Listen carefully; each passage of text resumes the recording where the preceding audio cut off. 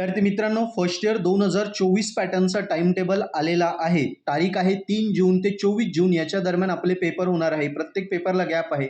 So time table चांगला आहे. पण मुलांचे काही प्रश्न आहेत की सर, पहिला प्रश्न, हा टाइम टेबल फक्त रेग्युलरच्या मुलांसाठी आहे की बॅकलॉगच्या मुलांसाठी पण आहे किंवा क्रिटिकल गोल्डनच्या मुलांसाठी पण आहे जे आता सेकंड इयरला आहे.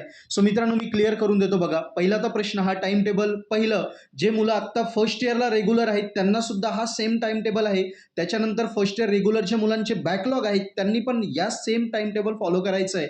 आणि जे मुलं सेकंड इयरला आहे आणि त्यांचा फर्स्ट इयरचा सब्जेक्ट क्रिटिकलला आहे, ओके, जे मुलं आत्ता सेकंड इयरला आहे पण फर्स्ट इयरचा सब्जेक्ट क्रिटिकलला आहे म्हणजे बॅकलॉगचे मुलं, त्यांना सुद्धा सेम टाइम टेबल आहे. आणि जे मुलं फर्स्ट इयर नंतर आत्ता वायडी आहे त्यांना सुद्धा हाच सेम टाइम टेबल आहे.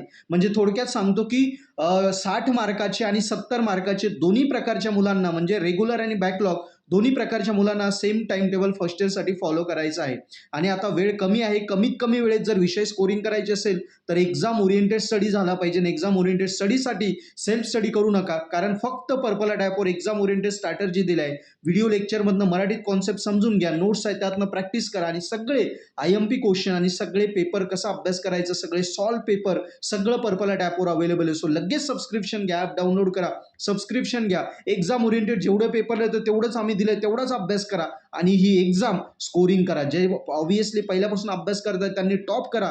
जे गोल्डनला आहेत, क्रिटिकलला आहेत, त्यांनी क्रिटिकलमध्ये विषय काढून थर्ड इयरला जा आणि बॅकलॉगच्या मुलांनी विषय काढून स्कोरिंग करा. सो ॲप डाउनलोड करा, स्कोर करा.